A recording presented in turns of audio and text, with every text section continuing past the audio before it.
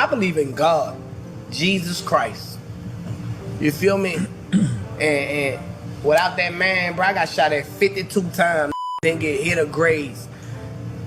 Came out that told my wife I'm hit. She said, I don't know who you is. I said, I don't know. I'm asking you. Came me Louis V shopping, big car copping, brand new Hummer with your baby mama bopping.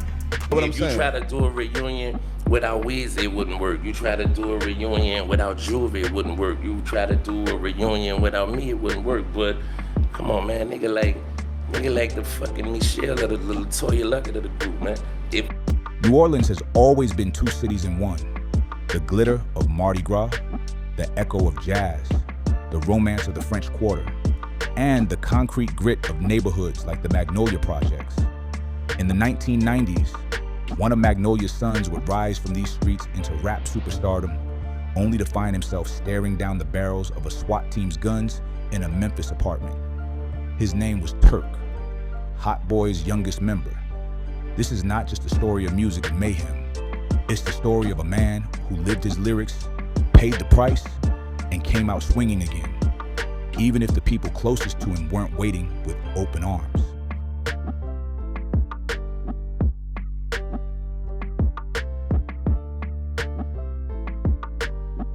Ain't nobody in their right mind, unless he's suicidal or whatever, gonna shoot it out with a SWAT team. Tab Virgil Jr. was born February 8th, 1981. Growing up in the Magnolia wasn't just tough, it was a daily test of survival. The sound of gunfire was as common as church bells. Turk's first hustles weren't on stage, but on street corners. He once told an interviewer, "We didn't dream about being rappers. We dreamed about living to 21. Man, that shit was beautiful, going. It's like we was giving back to the community, not forgetting where we came from. You dig?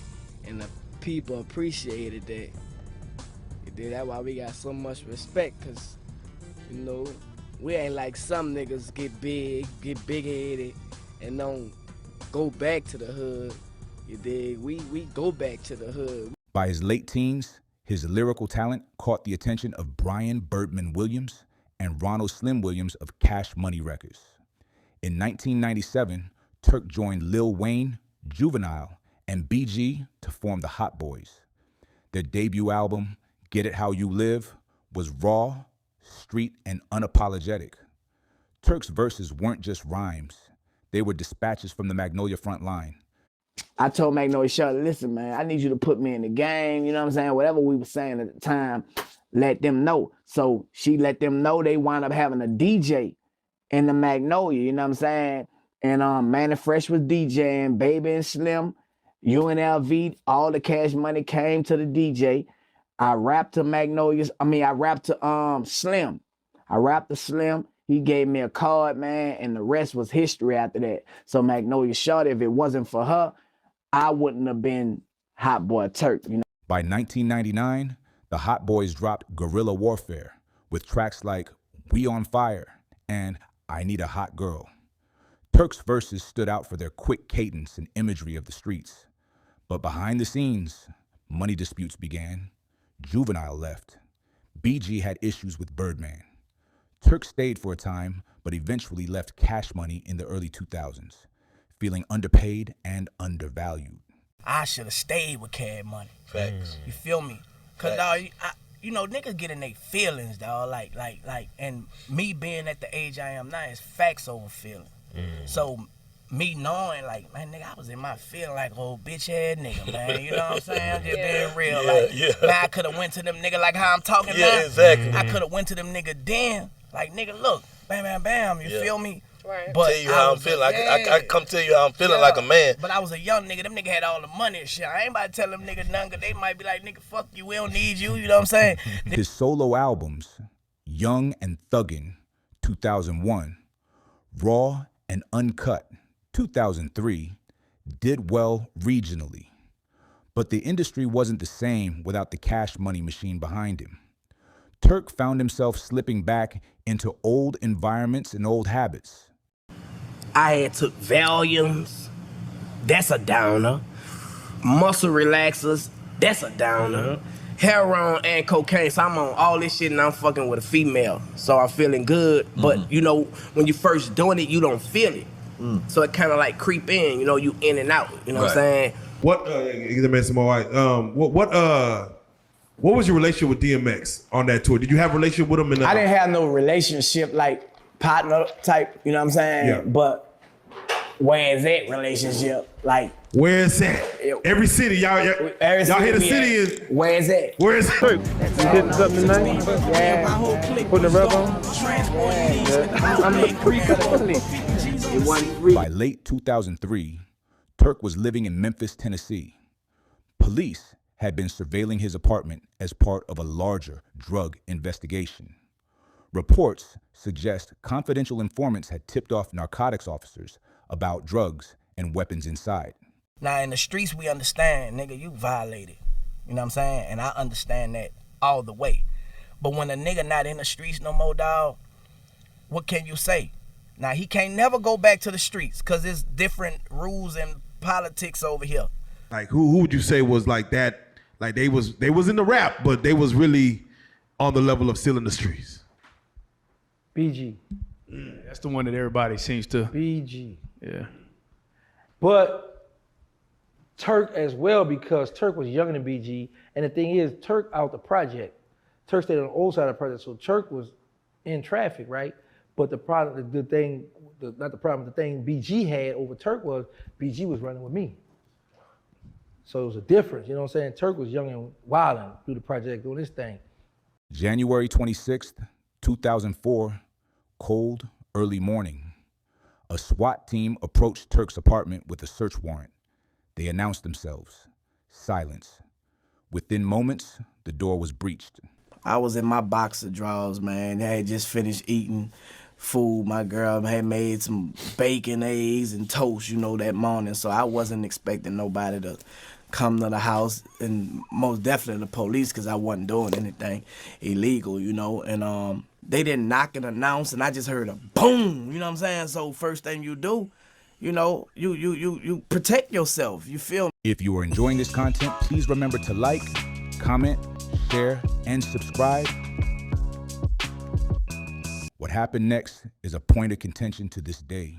Because now, they saying they the police now, you know, after the fact, but they try to make it like he's a rapper from New Orleans, he protecting heroin, because they were saying that I had 2 kilos of heroin, the AK-47, and they need to hurry up. I'm about to go catch a flight and all this, you know what I'm saying, which was lies. You know, so I guess they acted on that false tip from a false informant, you know what I'm saying? And when they came in there, man, one thing led to another. According to police testimony, as soon as the officers entered, Turk opened fire with a 9mm handgun. Court transcripts record Officer Chris Harris testifying, "I saw muzzle flashes. I felt my leg give out. My jaw went numb. I knew I'd been hit." In conducting a search, officers found 6 9mm shell casings and a 9mm pistol in a bedroom closet. The officers would also find spoons containing dog food residue inside the apartment. Officer Harris was struck 4 times: jaw, thigh, calf, and hip. Other officers returned fire. In Turk's version, he thought the apartment was being robbed, that masked men were breaking in. I actually thought I was being robbed, man. Like the situation with, God bless her soul, Breonna Taylor, man. I could relate to that story so much because ain't nobody in their right mind, unless he's suicidal or whatever, gonna shoot it out with a SWAT team. You coming in my house, you're not knocking and announcing yourself. You know what I'm saying? I'm going to shoot. I would do that today. The exchange lasted nearly 15 minutes. Bullets tore into walls, shattered windows. When it ended, Turk surrendered. Man, I believe in God, Jesus Christ. You feel me? and without that man, bro, I got shot at 52 times. Didn't get hit or grazed. Came out that, told my wife I'm hit. She said, I don't know you is. I said, I don't know, I'm asking you. I thought I was hit. I thought my face was shot off, dog. This the SWAT team shoot. You know what I'm saying? And I didn't get hit or grazed. God had plans. Turk Turk was charged with first-degree attempted murder of a police officer, aggravated assault, and being a felon in possession of a firearm. We get around, we love each other, bro. So when we get around each other, we have the same mind frame, man. We got to make some music. That's the first thing gonna come up. We're not gonna talk about what he did wrong or what's wrong with him. I never did that. I'm like, man, I tell you what I think you should be doing, but I'm not about to be getting here trying to be that preacher to you, because everybody done been through something. Yeah. The federal case moved first. He was convicted on the firearm charge and sentenced to 10 years. The state case followed. Facing overwhelming evidence, Turk entered an offered plea to second-degree attempted murder, meaning he didn't admit guilt, but acknowledged the prosecution had enough evidence to convict. The sentence, 14 years. In the jungle, strapped with them pistols, I push it like trestles. I come through in all black, fast like a damn jet, park it in the middle of the hood and leave it where it's at. I'm so good, I don't need a bodyguard, man. All I need is my girlfriend, I swear to God, man. Lord, forgive me from saying, I swear to God, man. Nothing gonna stop me from bring go extra hard, man. Yeah, I be going in with K's and Mac 10s. Young Turk, young and thuggin', but I'm grown up. Remember me from Cash Money, yeah, I'm grown up. My money grown up, my honey's grown up. But I'ma stay street, homie, no matter what. Behind bars, Turk tried to keep music alive. He recorded verses over the phone, released Still a Hot Boy, and convicted felons. My girl been visiting me. I've been having fans, but I stopped all them from coming, you understand? Because it was a lot of commotion, and with the deputies, they, you know how they be slick hating on you, but at the same time, they my fan, man, they was stopping all that in the beginning, but like I said, man, I took care of it, and, you know, I've been getting fan mail. I just laid back all the visiting, and I just let my girl come see me, man. You know, I need that family support, man. October 2012, Turk walks free after nearly 9 years. He reconnects with Lil Wayne, even records a Hot Boys reunion track, Zip It, with BG calling in his verse from prison. He writes a memoir, The Autobiography of Turk, and starts working on a film, Reckless.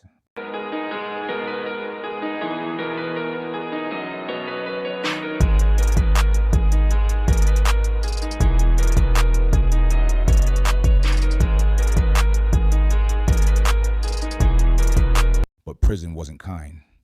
He battled rumors, including one that would later explode online, that he'd had sexual encounters with another man in prison.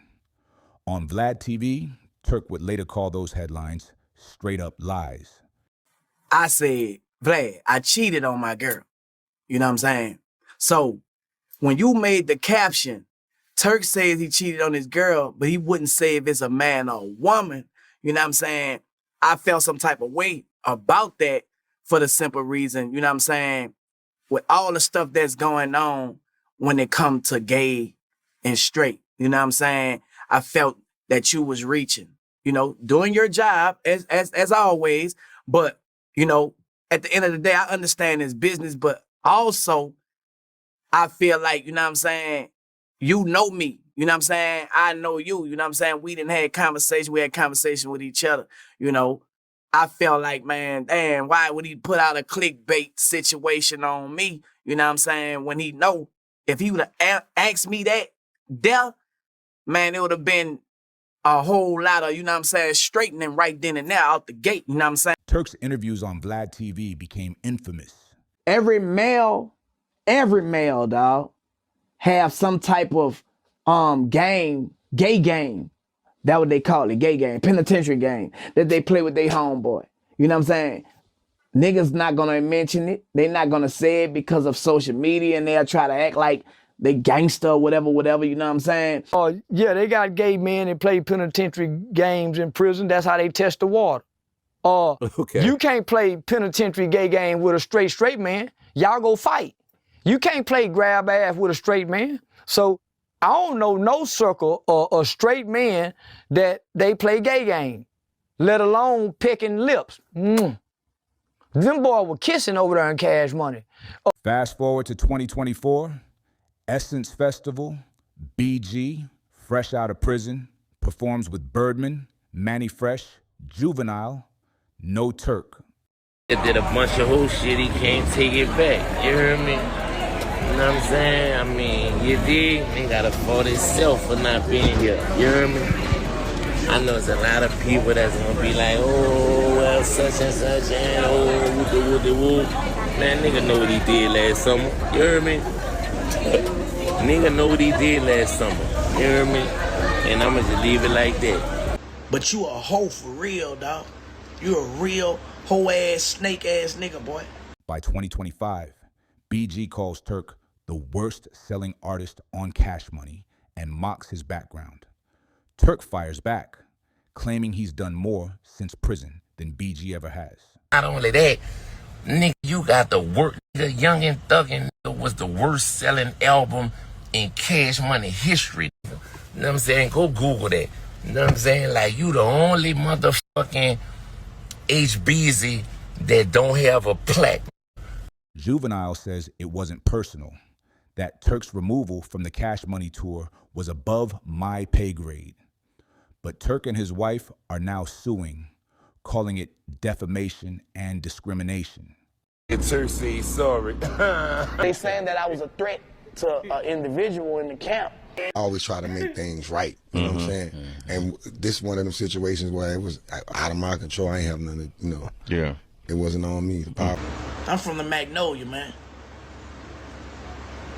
My hood love me to this day. Is you talking about? You want to be from where I'm from? You ain't from the Magnolia. You kick me off a tour, the whole tour stopped. Saying that because of that, we have to terminate his contract. That favoritism ass shit, man. Like a nigga fucking each other or something. Turk's story is the tale of a man shaped and scarred by the streets, a teen star who lived the life he rapped about, a survivor of a shootout with police, a convict turned author, a brother turned rival. In the end, whether he's embraced or excluded, Turk keeps telling his truth, even if it's messy, even if it burns bridges. The Magnolia made him, the Hot Boys made him famous, the streets almost took him, but Turk's still here.